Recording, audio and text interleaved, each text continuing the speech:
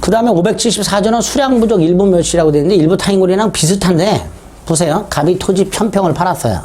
평당 10만 원으로. 10만 원 곱하기 1000만 원, 1000 이렇게 했겠죠. 근데 나중에 토지가 900평밖에 안 돼요.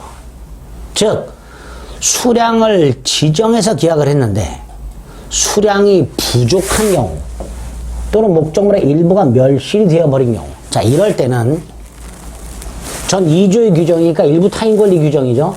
그 규정을 적용하되 매수인이 선의 때만 적용하도록 하고 있죠. 그러니까 1000평이라고 알고 샀는데 900평밖에 안 되는 경우, 50평 아파트를 샀는데 45평밖에 안 되는 경우, 자 이럴 때 매수인은 선의인 경우에 한해서만 대금감액 청구, 계약 해제, 손해배상을 청구할 수 있고, 자 이걸 언제까지 행사하겠죠? 이 선이라고 되어 있으니까 사실을 안 날로부터 1년 이렇게 되겠죠. 이게 수량 부족, 일부 멸실에 있어서 담보 책임 이렇게 됩니다. 이렇게 됩니다. 그다음에 575조 이거 제한 물권이 있다라고 되어 있죠. 제한 물권이 있다라는 건 내가 땅을 샀는데 그 땅에 지상권이 있어. 지역권이 존재해. 전세권이 존재해. 또는 질권이나 유치권의 목적에서 채권자가 점유하고 있어. 그러면 매수인은 물건을 제대로 사용식을 못하죠. 이런 식으로 목적물에 뭔가 제한물권이 있어서 매수인이 목적물을, 그 제한물권이 사라질 때까지는 목적물을 제대로 사용식 못하는 경우가 생길 수 있죠. 자 이럴 때 매수인은 선인 경우에 하나요. 선인 경우에 하나요. 계약을 해지할 수 있습니다. 자 이때 해제는 요건이 하나가 추가가 돼요. 목적 달성할 수 없는 경우에 하나예요. 이렇게 되죠. 나머지 경우에는 뭐만 할 수 있다? 손해배상만 청구할 수 있다. 이렇게 제한물권이 있는 경우뿐만 아니라 내가 땅을 샀는데 그 땅에 필요한 지역권이 있어야 되는데 없어. 또 등기된 임대차 계약이 있다면 요거는 대항할 수 있죠. 그러니까 제한물권하고 똑같아져요. 등기된 임대차 계약이 있으면 임차인은 새로운 소유자에게 임차권을 주장할 수 있단 말이죠. 그러니까 이 경우에도 1번하고 마찬가지, 1항과 마찬가지로 매수인이 목적물을 제대로 사용식을 못한단 말이죠. 이런 경우에 적용하니까 결국 합치면 목적물의 지상권, 지역권, 전세권이라든가 질권이나 유치권의 목적이어서 매수인이 목적물을 제대로 사용식을 못하거나 요역지를 샀는데 지역권이 없거나 또는 등기된 임대차 계약이 있어서 목적물을 제대로 상식할 수 없는 경우에 첫째, 그로 인하여 계약 목적을 달성할 수 없다면 계약을 해제. 나머지 경우에는 손해배상만 청구할 수 있다. 누가? 선의의 매수인만. 계약 체결 당시 이런 사실을 모르고 있었던. 자, 선의의 매수인이니까 사실을 안 날로부터 1년 행사라. 이렇게 되겠죠. 575조. 자, 576조. 이거는 저당권이 설정이 된 부동산을 샀는데 매들이 저당권자에게 돈을 갚지 않아서 그 저당권이 행사가 되거나 또는 전세권이 설정된 목적물을 샀는데 매진이 전세금을 반환하지 않아서 역시 전세권자가 경멸된 경우. 그래서 저당권 또는 전세권의 행사라는 것은 저당권이나 전세권이 존재하는 목적물을 샀는데 그 저당권이나 전세권이 행사됐다. 즉 경매가 시작이 됐다 이런 뜻이에요. 그럼 매수인은 소유권을 상실할 위험이 있죠. 만약에 경매가 돼가지고 소유권을 잃어버렸어요. 그럼 매수인은 해지할 수 있죠.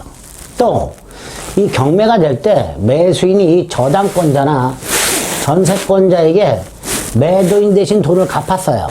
이게 출제예요. 대신 돈을 갚았어. 그래서 자신의 소유권을 방어했어.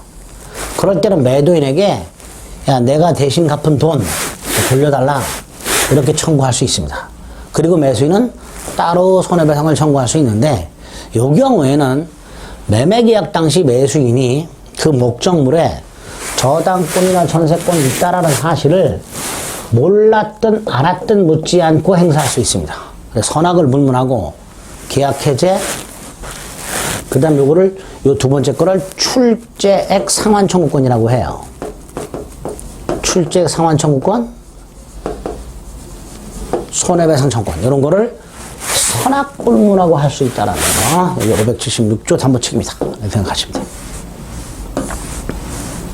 577조.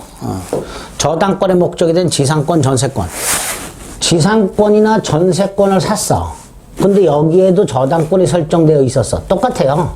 그럴 때 전조의 규정을 적용하도록 하고 있습니다. 그러니까 부동산을 샀는데 거기에 지상권이나 전세권이 있는 경우뿐만 아니라 내가 지상권이나 전세권이라는 권리를 샀는데 그게 저당권의 목적인 경우에도 마찬가지로 576조를 적용하게 됩니다. 뭐 큰 의미 없고요. 자, 578조는 물건을 산 게 아니라 경락을 받았어요. 자, 그럴 때 목적물에 뭔가 문제가 생겼어. 자, 여기서 전 8조라고 돼 있으니까 570조부터 577조까지 적용하는 거죠. 근데 570조부터 577조까지는 다 권리의 하자입니다. 권리 하자. 재산권을 못 넘겨받거나 넘겨받았는데 뭔가 제대로 사유식하지 못하는 경우를 말합니다. 그럴 때 경락인은 매수인입니다. 채무자가 매도인의 지위에 있는 거예요. 법원은 매각을 대행하는 기관이죠. 해제 또는 대금감액을 청구할 수 있도록 되어 있습니다. 즉, 내가 아파트를 경락받았는데 평수가 부족해.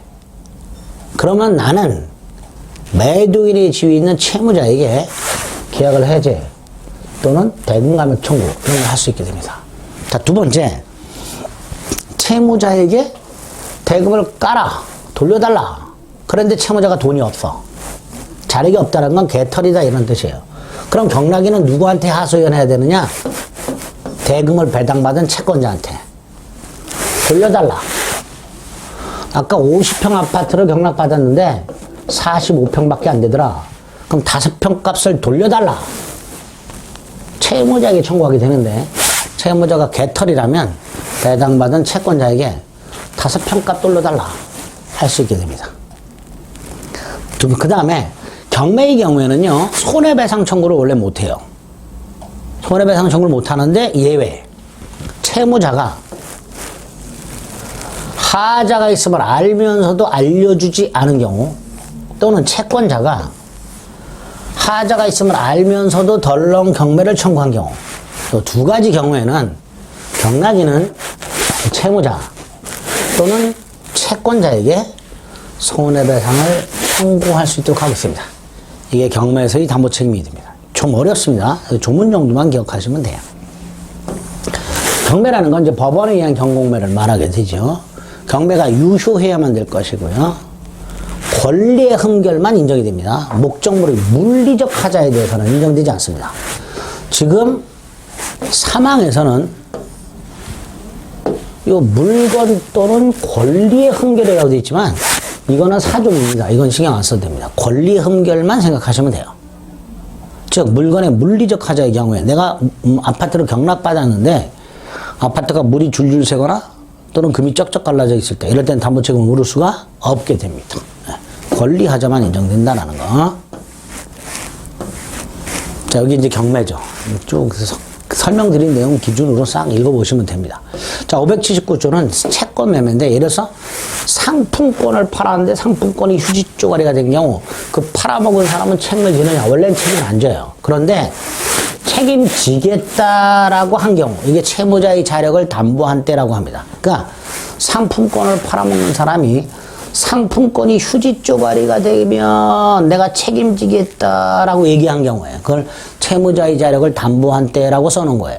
자, 그런데 진짜 상품권이 휴지 쪼가리가 되면 책임을 져야 되는데 어느 정도 책임을 질 것인가, 즉 채무자의 재산 상태가 어느 정도를 책임질 것인가 이 문제가 생기고요. 기본이 계약 당시의 채무자의 재산 상태입니다. 다만 채권이 아직 변제기가 도래하지 않은 것은 변제기의 채무자의 자력. 그래서 579조는 딱 이 밑줄 그어져 있는 것만 조심하시면 돼요.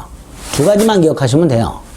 채무자의 자력을 담보한 때, 상품권이 휴지 쪼가리 되면 내가 책임지겠다고 큰소리 뻥뻥 쳤을 때 이때 책임을 지는데, 이때 채무자의 재산 상태에 대해서 내가 책임지겠다. 이 재산 상태를 언제를 기준할 것이냐? 원칙, 계약 당시. 단 아직 변제기가 도달하지 않은 채권을 팔았을 때는 변제기 자력. 이렇게만 조문을 암기해 두시면 됩니다. 굉장히 어려운 부분이어서 조문 정도만 암기해 주시면 되겠습니다.